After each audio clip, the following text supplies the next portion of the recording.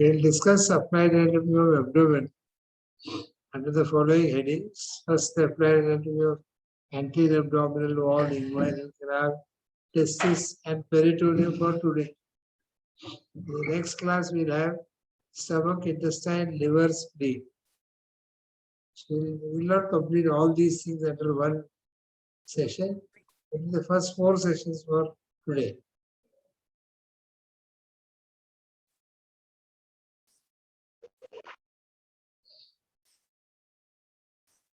Abdominal incisions. So we look at the various incisions. Abdomen is the bread and butter of general surgeons. There are too many incisions which are there for different conditions. Let's see first the Cocker's incision. This is just below the costal margin on the right side. This is for approach to gallbladder. Number 2 is midline incision.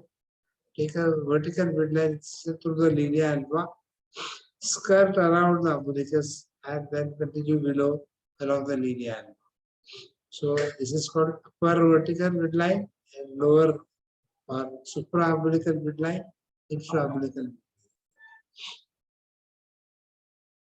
Then at the junction of lateral 1/3 and medial 2/3 of the line joining anterior superior iliac spine with umbilicus.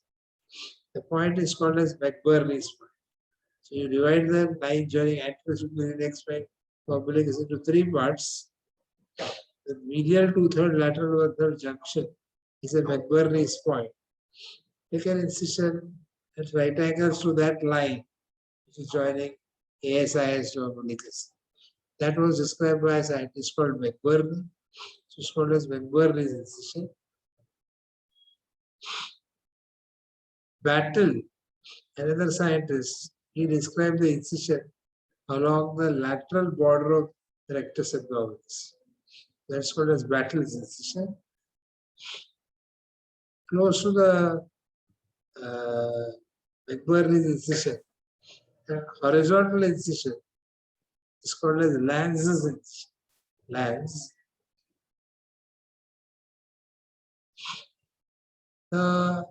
Instead of taking a midline incision, you can also take a paramedian incision on either side of the midline. That is paramedian incision. A transverse incision along the anterior abdominal wall. Similar to McBurney's incision, but extending further medially, is called as a Rutherford-Morrison incision. And just above the pubic symphysis, the sloping downwards incision was described by a scientist called as Pfannenstiel. That's called as Pfannenstiel incision. There are a few more incisions. We'll discuss that, the importance of each one of them a little later. So I'll repeat again. The Cocker's incision for approach to gallbladder, McBurney's incision for approach to the appendix, Lanz's incision is also approaching the appendix. The Rutherford-Morrison incision can occur on both sides of the midline, along the McBurney or on the left side. This is for left side is for approach to sigmoid column. The right side extension is for the ascending column.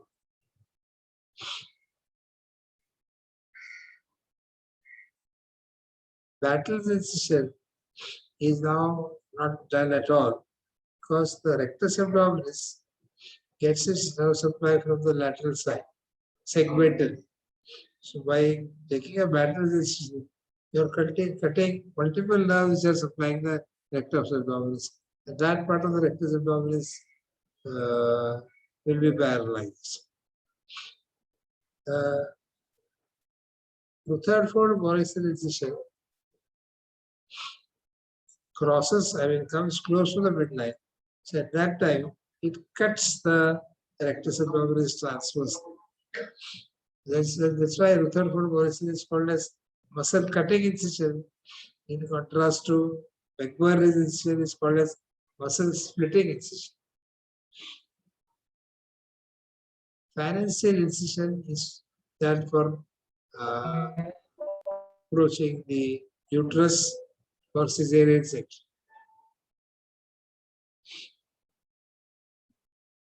Midline incision is a relatively avascular incision. You can approach the abdomen very fast. So this is done in emergency surgeries where you want to reach the abdomen quickly. You can take a midline incision. But remember, whenever you are taking an incision, the principle of incision for any surgical case is remembered as CASES, cases. The first C stands for cosmesis. If you take an incision parallel to Langer's line, the scar will be minimal. You take it at right angles to Langer's line, there will be a prominent scar. So cosmetic value, a transverse incision and Lanz's incision and phalangeal incision. All three are parallel to Langer's lines. So they are cosmetically very good. Lanz incision is also for approaching the appendix. It's a very small incision parallel to Langer's line. So the scar will not be seen at all. That's why it's also called as Lanz's bikini incision. The second aspect that you must remember when it comes to incision, A stands for accessibility. The Rutherford McMurray's incision can be extended to gain greater access to the other organs. So accessibility, a midline incision is maximally accessible to all parts of the body, all parts of the abdomen. The third factor which you must remember when you're taking an incision is S. S stands for security. After the incision is closed, if there are chances of herniation or infection of the incision, that is called as poorly secure. So there are chances of incisional hernia which can occur if the security is poor. In this context, although we said the midline is very fast, and the midline is relatively avascular, but it's also poorly secure. So midline incision has got a greatest chance of incisional hernia. Because of avascularity, infection on that scar is also quite common. In this context, the paramedian incision is very secure. Because what you are doing is you are cutting the anterior layer of rectus sheath, then you are pulling the rectus abdominis laterally. Remember, the nerve supply comes from the lateral side. So you have to pull the rectus abdominis laterally so the nerves are not stretched and damaged. Then you take another incision on the posterior wall of rectus sheath and then approach the abdomen.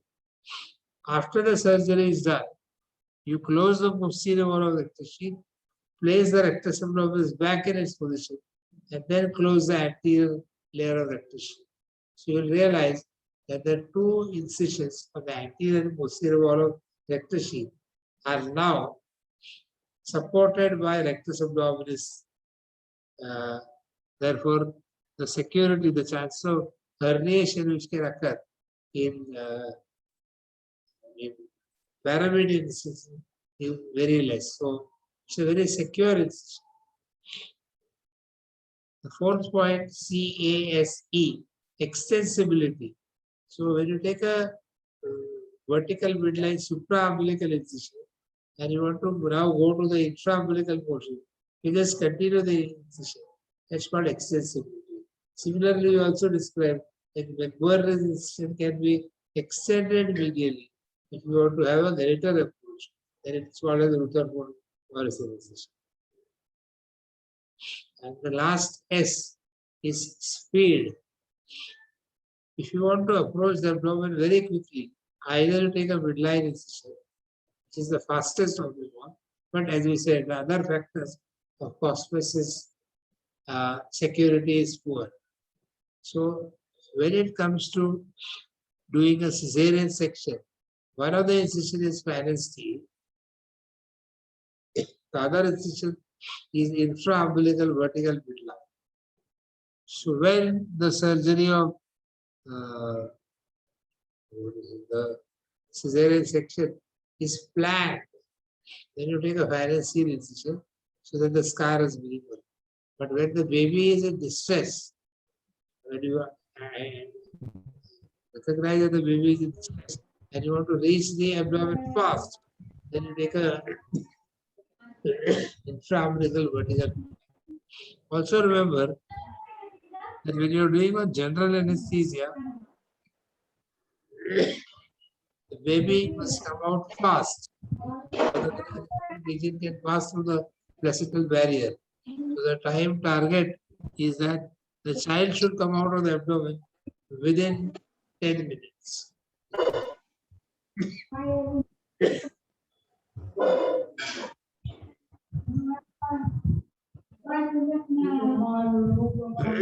So we discuss about midline incision, we discuss about pyramidal incision, trans rectus, cutting the rectus, Rutherford Morrison. Along the linea semilularis, that's the outer border of rectus abdominis, battle incision, now not done at all. A subcostal incision, Cocker's incision for approach to gallbladder. Gable incision, which is along the left subcostal, is for approach to spleen. When you take the subcostal incision and continue right subcostal incision and continue with the left subcostal incision, such a left subcostal incision is called as chevron incision. And if you take a subcostal incision on the right side, continue to the left side as chevron, and continue from the junction of the two vertically up to Ziphi-Serra. It is called as Mercedes-Benz incision. Mercedes-Benz because it looks like the symbol of Mercedes-Benz with an inverted Y-shaped incision. This is for approaching segments of liver for liver transplant. McBurney's incision, we said, is a gridiron incision, is a muscle splitting incision. What you do is take an incision along McBurney's line, then slice the external oblique also parallel to that incision, which is parallel to the fibers of rectus abdominis. Rather, not rectus abdominis, external oblique. When external oblique is retracted laterally, and then you see the fibers of the conjoint tendon, that's the internal oblique and transverse abdominis.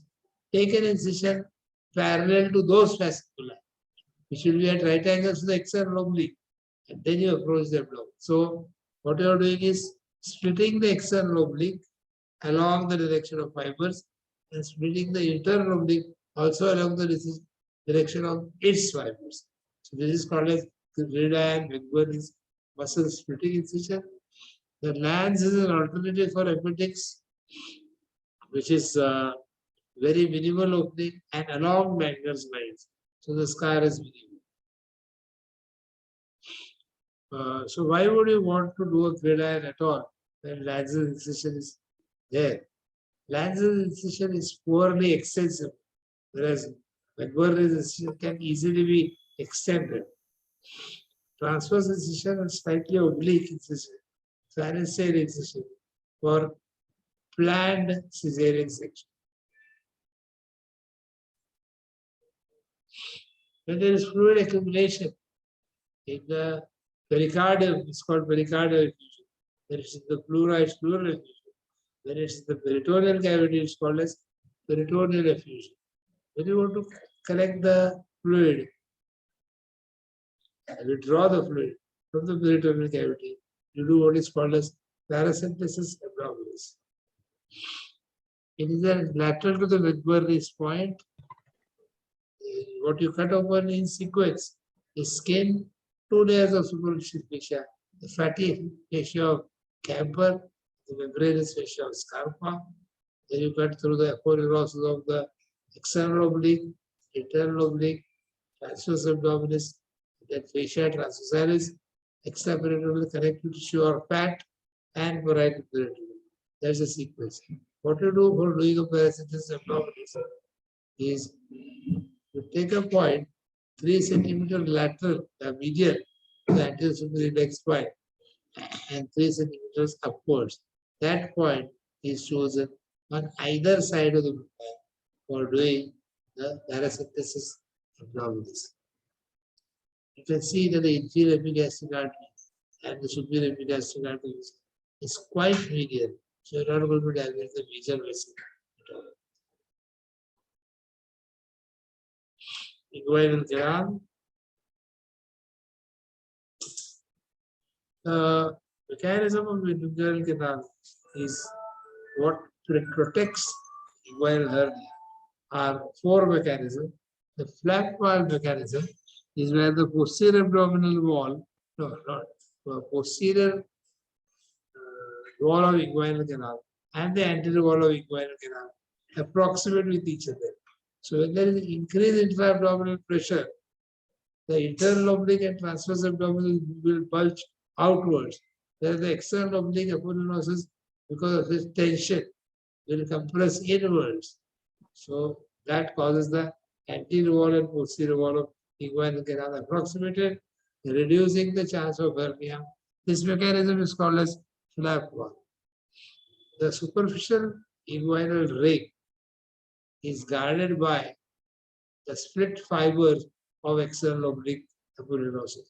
So when the external oblique muscle contracts, the slit of the superficial inguinal ring is reduced, again reducing the chance of the inguinal canal contents to herniate into the scrotum. Then there is a ball valve mechanism. Cremasteric muscle, although poorly developed in humans, within the inguinal canal it is somewhat muscular. The contraction of the cremaster bunches up the fibers in the inguinal canal, reducing the size of the inguinal canal, reducing the chances of herniation. That is called as ball valve mechanism. And the conjoint tendon, which is forming the roof of the conjoint tendon, means the tendon of internal oblique and transverse abdomen, which is forming the roof of the inguinal canal. When the muscle contracts, the roof approximates the floor, again reducing the chances of inguinal hernia. This is called as shuttle mechanism. So I will repeat: flap valve mechanism, where the posterior wall of inguinal canal approximates with the anterior wall. Slit valve, where the 2 crura of external oblique approximate each other. Ball valve, where cremaster bunches up in the inguinal canal. And shuttle mechanism, where the roof meets the floor. The spermatic cord which passes through the inguinal canal has got 3 coverings: the external spermatic fascia, cremaster fascia, and the internal spermatic fascia. It has got 3 arteries: the testicular artery, the artery to vas deferens, and the artery to cremaster. 3 sets of veins. The veins corresponding to the arteries are already there, but testicular artery is replaced by multiple veins, which is called as pamperiform venous plexus. The reason why there is one artery and multiple veins is that, remember, we said that the testes will function at lower than the core body temperature, 2 to 3 degrees lower than the core body temperature. So the artery which brings the blood to the testis is warm because it comes from the abdomen. The pamperiform venous plexus, the multiple veins, they unite with each other in the abdomen, but in the inguinal canal and in the scrotum, they surround the testis, carry the heat of the testicular artery. So it's called as countercurrent heat exchange mechanism. There are 3 nerves: the ilioinguinal nerve, the genital branch of genitofemoral nerve, and the sympathetic fibers supplying the testicular arteries, and 3 other structures: the vas deferens, also called as ductus deferens, the lymphatics, and the processus vaginalis. Processus vaginalis is the original continuation of the abdominal peritoneal cavity to the tunica vaginalis of the testis. but the part in the inguinal canal obliterates, giving rise to a fibrous cord, which is called as processus ligaments. Inguinal hernia is a inguinoscrotal swelling where there is a peritoneal sac of the hernia which goes to the scrotum and the abdominal contents will herniate into it. So when the sac and the tunica vaginalis are completely separate from each other, it is called as complete inguinal hernia. Complete and oblique inguinal hernia. We use the word oblique when it is a hernia occurring through the deep brain. The passage from deep brain to the superficial ray is oblique.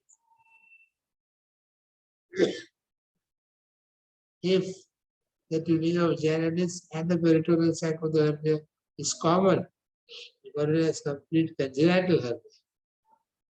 If the hernial sac and the tunica vaginalis are attached to each other, then it's called as incomplete congenital hernia.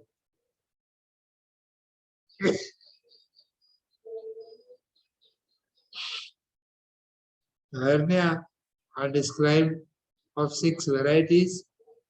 The reducible hernia, the abdominal contents which are herniated into the scrotum can be pushed back mechanically back into the abdomen. Then it is called as reducible hernia. This is the first thing. Sometimes what happens is the neck of the hernial sac is very narrow and the contents which are herniated gradually are now become broader. So you can't push back the contents of the hernia into the abdominal cavity.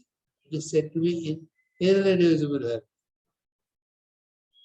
If the herniated contents are attached, anchored to the sac, making it irreducible, because of the attachment of the hernia to its sac, it is called as incarcerated hernia, something similar to imprisonment. If the herniated content can be either a peritoneal pouch or it can be an intestinal pouch. If it's a peritoneal pouch, there is no problem. When it's an intestinal pouch, there are chances that the hernia, neck of the hernia is so narrow that the intestinal lumen gets obliterated, that no food can pass through, no food or fecal matter can pass through it, then it's called as obstructive hernia. In such a case, there will be a reflux, reversed peristalsis of the contents of the intestine above that will be vomited out. It's called a bilious vomiting, because bile and other substances will also be vomited. Also, there will be absolute constipation because of obstruction. No fecal matter is passing beyond it. So there will be complete absolute constipation. Not even flatus can pass in because of the obstruction of the intestine. When the blood vessel to the intestine gets compressed, then it is called a strangulated hernia. Eventually, the strangulated hernia will undergo putrefactive changes because of the anaerobic organism, which will cause gangrenous hernia. So hernia become gangrene. This is a surgical emergency, gangrene, even strangulation, because very soon gangrenous portion will get cut off and all the organism will enter the peritoneal cavity and cause peritonitis, which can result in death within 4 hours.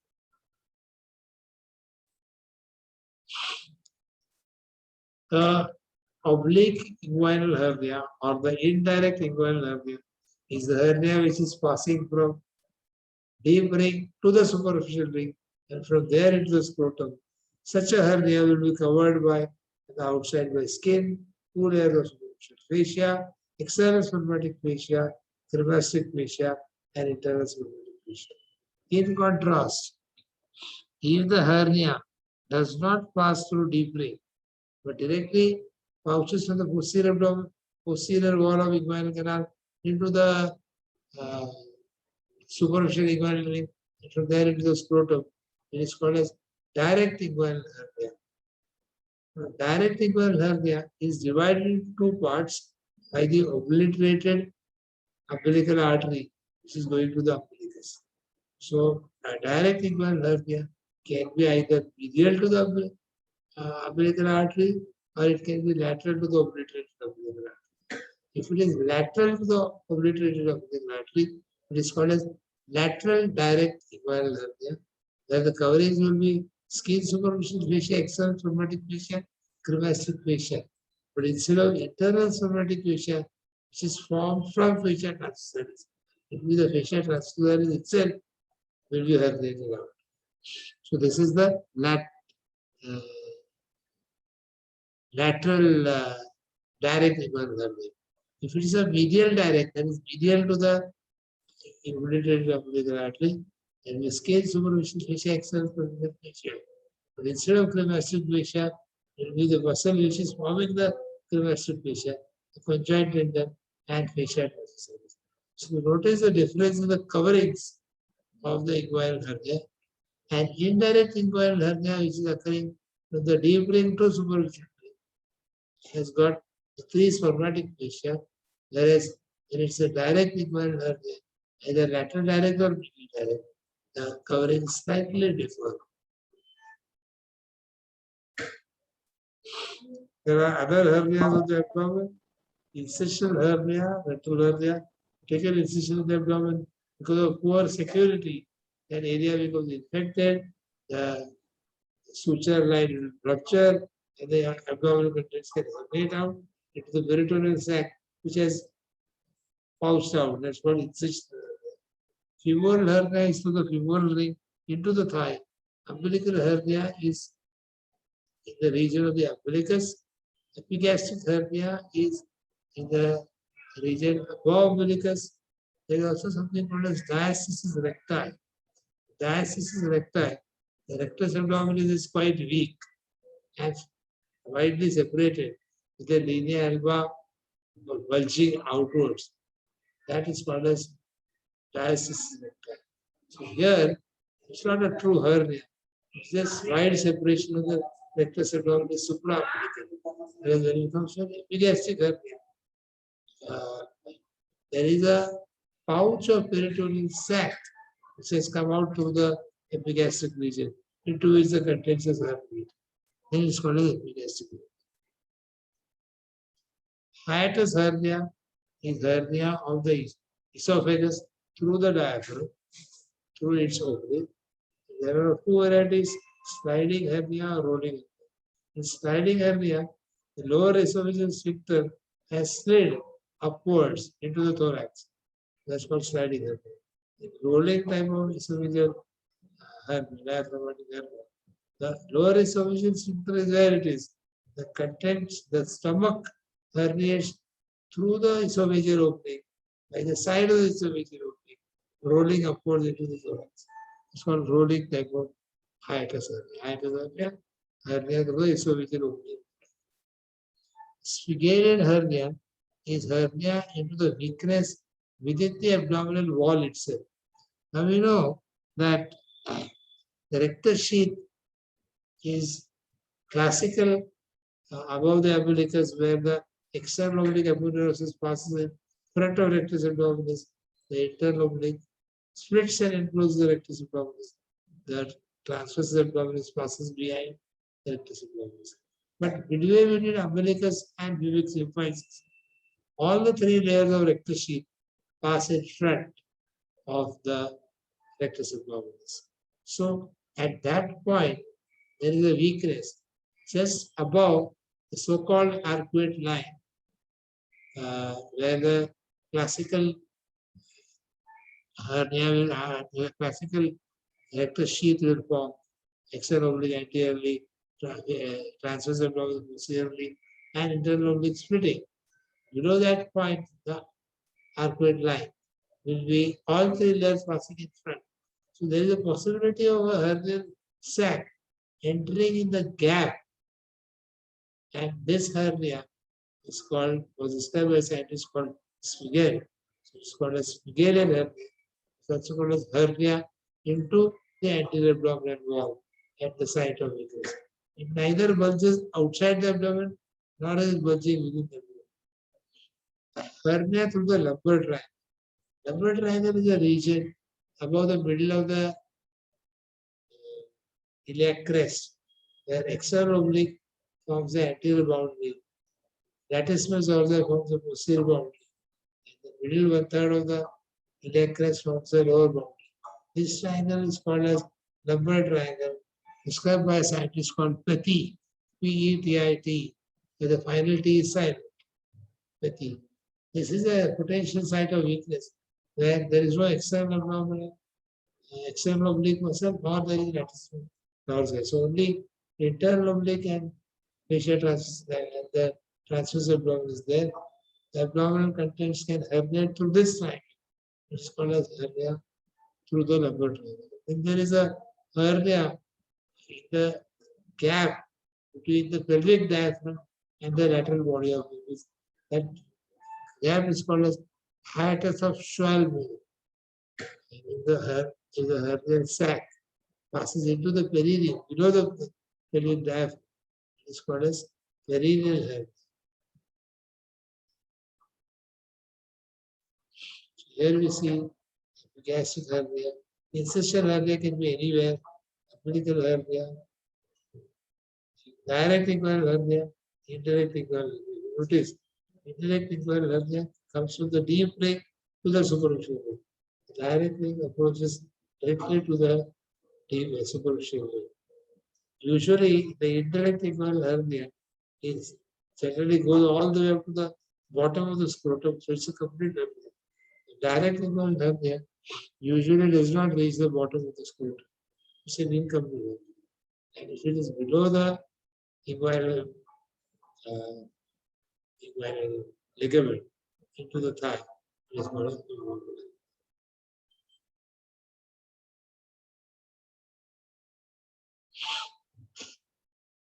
Testis is developed from the L2 level of posterior abdominal wall.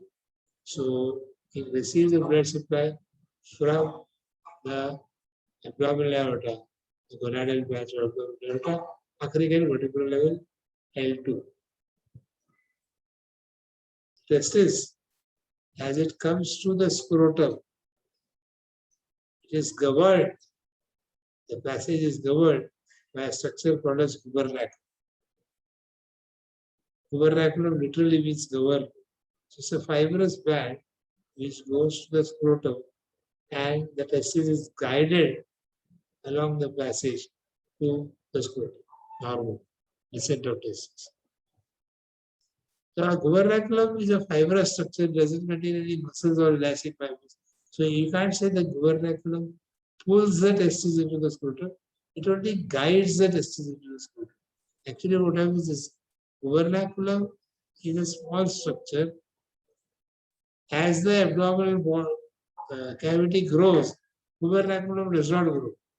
So automatically the testis is pulled into the scrotum. So the gubernaculum was a 2 mm structure in the embryo, is a 2 mm structure in adult humans also. So that automatically 2 millimeters means the testis will be in the scrotum.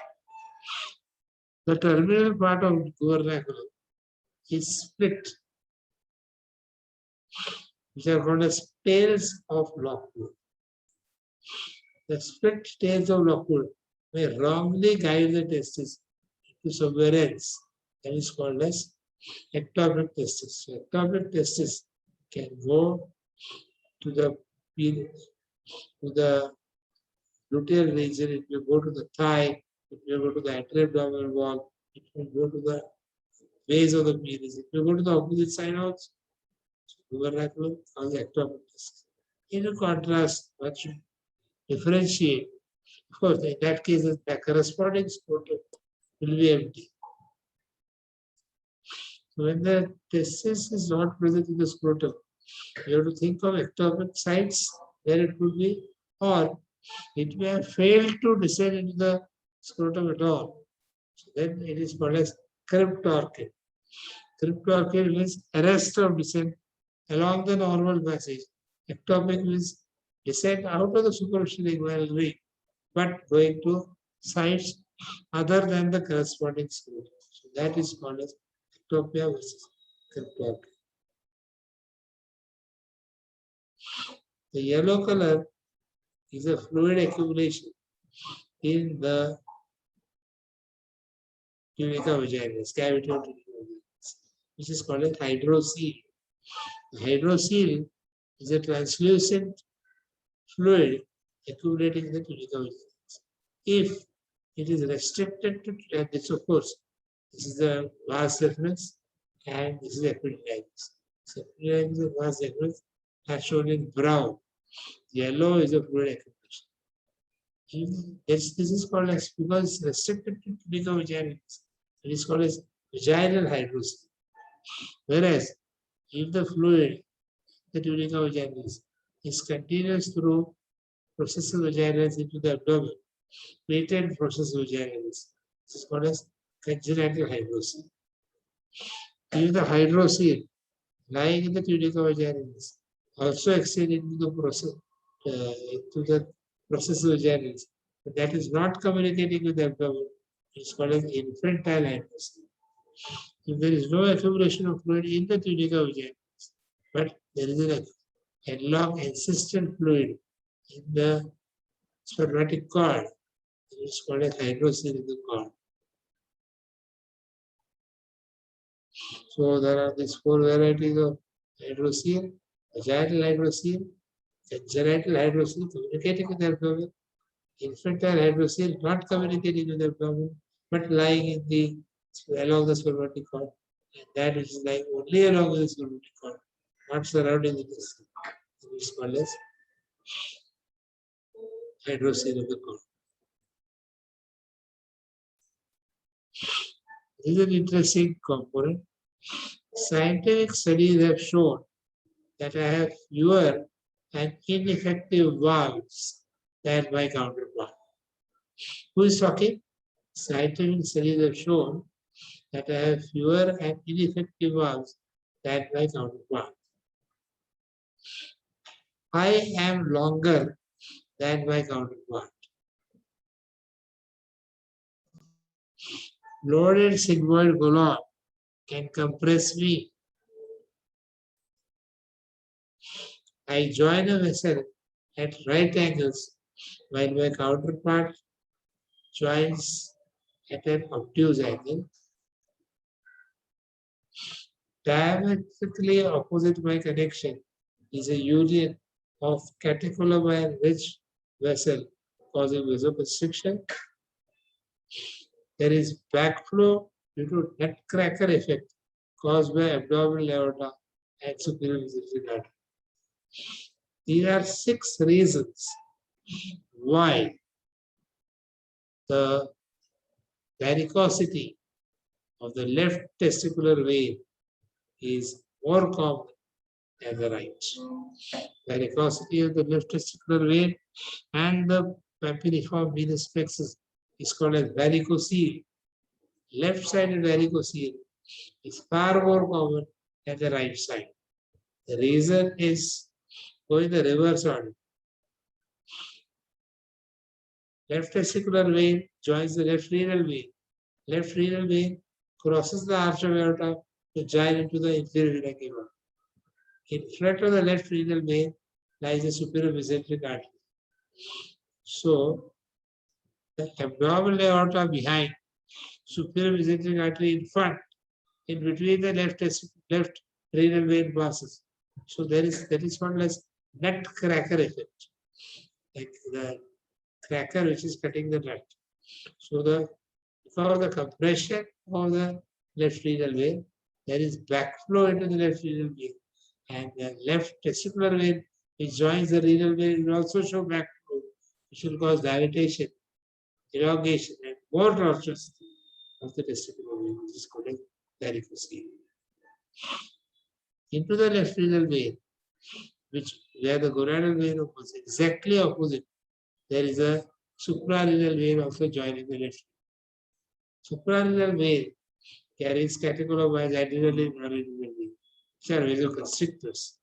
So they cause both the vasoconstriction of the renal vein, left renal vein, They are also called vasoconstriction of testicular vein, therefore backflow varicocele. The right testicular vein joins the inferior vena cava at an angle along the direction of the flow of the blood. So when the inferior vena cava sends the blood upwards, the right vein also, right gonadal vein also joins it, and the flow continues to go upwards. Whereas on the left side, the renal vein is transverse, the left testicular vein is vertical. So joining is right angles. When there is right angles, there is some degree of backflow into that vein as well. On the left side, a sigmoid colon. If a person is chronically constipated, the sigmoid colon is loaded. The left sigmoid colon can press upon the left gonadal with the left testicular vein can compress back pressure. The left testis is at a lower level than the right. So the left testicular vein is longer than the right testicular vein. There is a chance of varicosities, and it is found that the valves in the left testicular vein are fewer and more ineffective in contrast with the right. That's why left varicocele is more common than the right.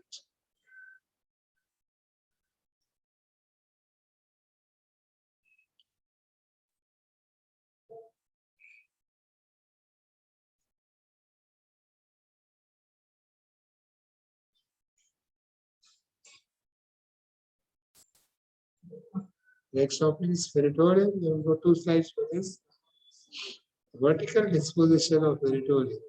What you will realize is that the lesser omentum going from stomach to liver, the greater omentum going from stomach all the way to the pancreas. We said the greater omentum is divided into 3 parts: the gastrophrenic ligament above the spleen, the gastrosplenic ligament at the level of the spleen, and below that is gastropancreatic ligament. This pancreatic ligament, if you notice, is in very close relation to the colon. And to the surgeons, they can't appreciate that the greater omentum also goes to the pancreas. They call this greater omentum as gastrocolic ligament. This gastrocolic ligament is called as a policeman of the abdomen. Wherever there is infection anywhere in the abdomen, this free margin of greater omentum go and enclose, encircle, and localize the infection to that part of cell. That's why it is called as policeman. Doesn't allow generalized spread of infection to the peritoneal cavity, which is life-threatening. The space between the 4 layers of greater omentum and the space behind the stomach in front of pancreas is called as lesser sac, also called as omental bursa. When there is fluid accumulation in the omental bursa, it will not go down into the 4 layers because this 4 layers greater omentum, the space is almost obliterated. The fluid accumulation in the omental bursa will be restricted around the pancreas, giving rise to a cystic appearance of the pancreas. But point to be noted, pancreas is behind the peritoneum. The fluid accumulation is within the peritoneal cavity. It's not a true cyst of the pancreas. That's why accumulation of fluid in the lesser sac or omental bursa is called a pseudocystoma. If you notice, the bladder is covered by peritoneum only on its upper surface and to some extent on the posterior surface. There is also the bladder apex. There is also a ligament going to the umbilicus. That ligament is called as medial umbilical ligament, which in fetal life was urachus, which is the obliterated allantoid diverticulum of the embryonic period. So embryonic allantoids has become fetal obliterated allantoids called urachus, which in adults is called as medial umbilical ligament. When the bladder enlarges, the ligament, which is arises from the tip, will strip off the peritoneum, and the anterior surface of the bladder will not be covered by peritoneum at all, even when the bladder attaches.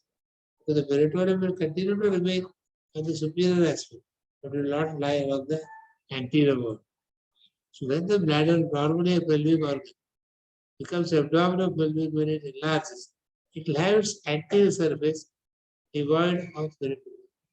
So if you puncture the anterior abdominal wall and enter the bladder surgically, it's called a suprapubic approach of urinary bladder. The suprapubic approach of urinary bladder will not enter the peritoneal cavity. The chances of peritoneal infection becomes negligible. It's a relatively safer approach into the urinary bladder, the suprapubic approach. Also, if you notice, the peritoneal cavity is covering the anterior wall of the uterus, fundus of uterus, and the posterior wall of uterus. So the uterus is covered by anteriorly, superiorly, and posteriorly by the peritoneal cavity. But if you notice, the posterior pouch, the recto-uterine pouch, is deeper in contrast the pouch between the uterus and the urinary bladder. The rectovesical and the uterovesical is a shallower pouch. So there is a portion of the uterus, anterior wall, which is not covered by peritoneum. When the uterus enlarges in pregnancy, the anterior wall of the uterus, which is covered by peritoneum, is called as body of uterus. The part of the uterus which is below the peritoneal cover, anterior wall itself, is called as uterine isthmus. So when you are doing a cesarean section, you cut the uterus transversely along the uterine isthmus. So you don't cut the peritoneal covered uterus, you cut the isthmus of the uterus. This is why the cesarean section is also called as lower segment cesarean section. We are cutting from the uterine isthmus, lower part, LSCS, lower segment uterine cesarean section. Also, the dependent portion of the abdomen, when the person is erect, all the fluid will accumulate in the recto-uterine pouch or rectovesical pouch in the veins. That is called the dependent portion. The point to be noted, a person who has got peritoneal infection is unable to sit up. If he lies supine, part of the fluid will go into the pelvis, part of the fluid will go into the space behind the liver in front of the right kidney. It is called as hepatorenal pouch of Morrison. The hepatorenal pouch of Morrison is closely related to the diaphragm.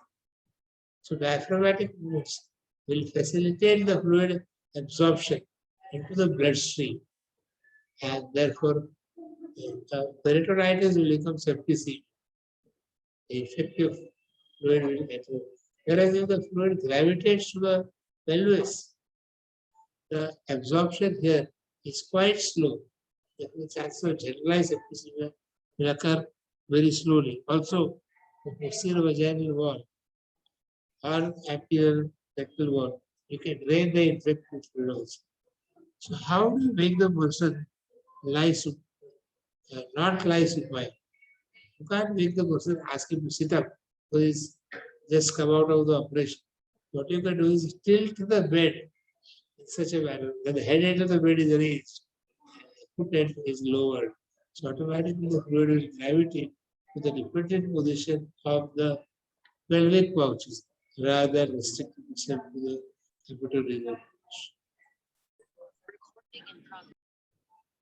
At the level of T12, you'll find that the free margin is lesser orbital and the kidney and the suprarenal and the inferior vena cava on the right side. This is called as a foramen of Winslow, which is also called as epiploic foramen. When you are operating on the liver, gallbladder, etc., if there is excessive bleeding in the operative field and you can't see which vessel is bleeding, what you can do is pass the index finger into the foramen of Winslow, the midline foramen, and keep the thumb in front of it and compress the three structures which are in the free margin of the skull. So this is called as Pringle maneuver. What you are doing is you are compressing the portal vein, you are compressing the hepatic artery. Also you are compressing bile duct. But it's a temporary compression.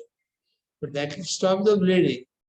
You can find out the bleeding vessel and then ligate it before proceeding further.